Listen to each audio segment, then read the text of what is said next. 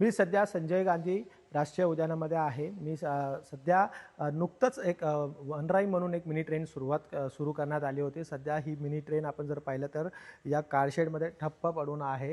ही नुकतंच हे उद्घाटन करण्यात आलं होतं केंद्रीय पियुष गोयल यांच्या हस्ते आणि काही एका घटक खराब असल्यामुळे ही ट्रेन ठप्प पडलेली आहे. उद्यान प्रशासनाने दिलेल्या माहितीनुसार इंजिनमधील एक महत्त्वाचं घटक खराब झाल्याचं आढळून आलेलं आहे. तो घटक अहमदाबादमधून मागवण्यात येत असून तो बसवल्यानंतरही ही सेवा पुन्हा सुरू होण्याची शक्यता आहे. तसेच या प्रकल्पाची जबाबदारी असलेला रेल इंडियन टेक्निकल आणि इकॉनॉमिक सर्व्हिस लिमिटेड या संस्थेकडून ही बिघाडाबाबत स्पष्टीकरण मागवण्यात आलेलं आहे.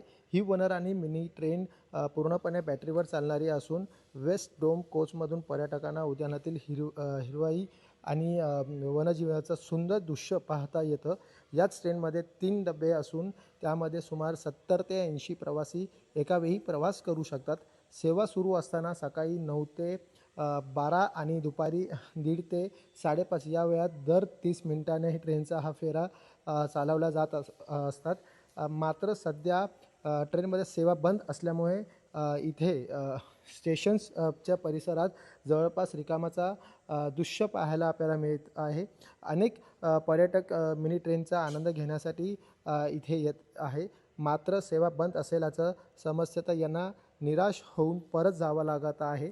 पर्यटकांचं म्हणणं आहे कधी ही मिनी ट्रेन सुरू होईल, याचा लवकरात लवकर ही मिनी ट्रेन सुरू करावी, याचा आम्हाला लाभ घेता यावी.